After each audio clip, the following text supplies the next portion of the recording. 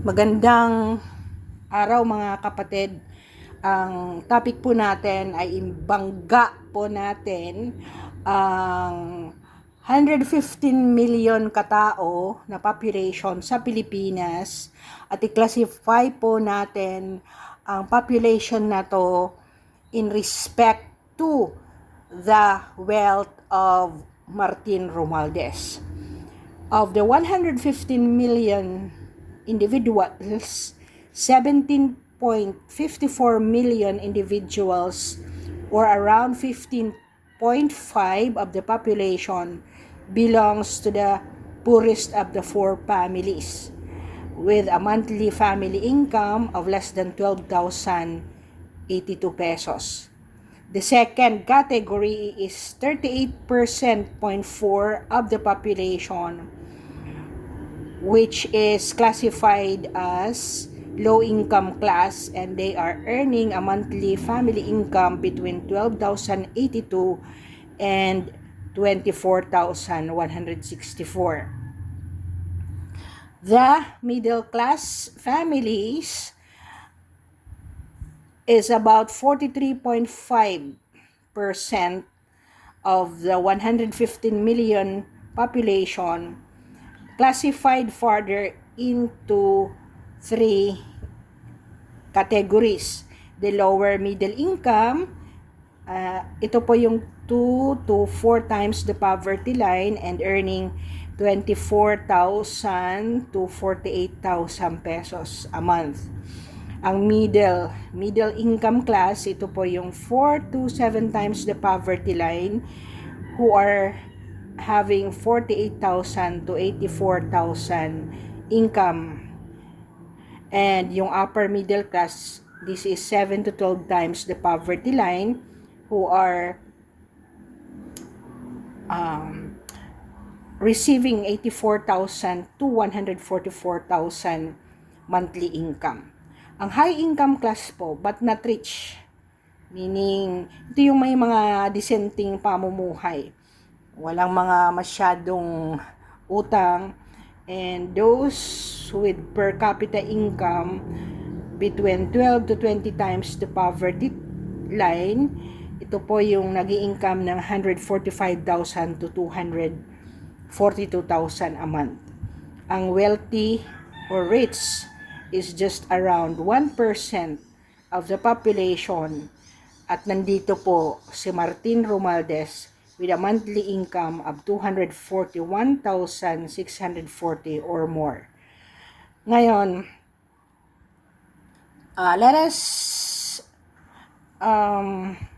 go back sa ano po ba ang yaman ni Martin Romualdez from 2022 to 2025. His net worth in 2022 was only reported to be 200 million. Noong 2025 po, his sell-in rose to 3 billion. So, imagine mo sa 1 billion divided by 200 million, ito po ay 5 times. So, kung 3 billion po, 15 times nag-increase ang kaniyang yaman po. Kasi 3 billion na po, representing a substantial increase of over 2.8 billion in just 3 years. It is worth noting that Romualdez's net worth has been estimated to be around $5 million as of December 2023. Now, because of what happened, nalaman po natin na si Speaker Romualdez is alleged to own Gulfstream private jets. Ang Gulfstream G150 is pre-owned jet valued at approximately $8 million, at ang Gulfstream G550 is a luxury jet worth around 35 million or roughly 2.6 billion. These jets were reportedly purchased from billionaire Lucio Tan and are currently parked in Tan's hangar. The allegations surrounding Romualdez's ownership of these jets have sparked controversy and are being investigated amid the administration's anti-corrupt drive. Uulitin po natin, sinabi po ni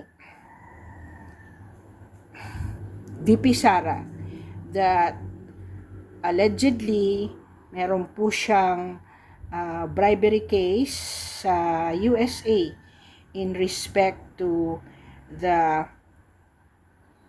Okada Manila ownership dispute, and according to court documents, allegedly Universal Entertainment Corporation sent a representative to deliver a heavy luggage containing an item to Romualdez in exchange for his help in regaining control of Okada Manila.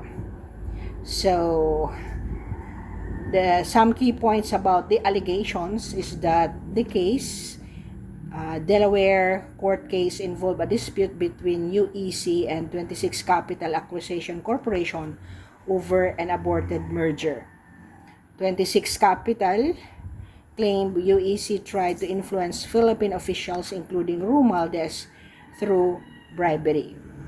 So, ito po yung ating kinalulungkot na 1% lang po sila sa total of the 115 million population na napakayaman po. At ang yaman naman nila ay hindi naman dahil sa talagang pinaghirapan nila, kundi dahil sa mga sleazy deals. Salamat po sa pakikinig at patuloy tayong magmamanman dahil the stand of the professionals and lahat ng mga taong hindi po nabibili at may paninindigan po sa prinsipyo at integridad ng pagkatao nila ay nagsasabi na hindi solusyon ang kaniyang pag-resign, but for the Marcos administration to freeze all the assets, hindi lang pagre-resign, kundi i-freeze ang assets niya habang talagang may naka-file na court case, hindi lang ombudsman, kundi court case. Hindi na kailangan i-investigate yan ng ICI ni Marcos, but for the proper court of jurisdiction, dahil bilyon po ito to handle na hindi po mabibili ang mga judges na mag-i-evaluate sa kaso na to. Some person who is brave enough must file the case, hindi lang puro tayo nasa media. Thank you for listening. Good day and salamat po sa pagko-comment.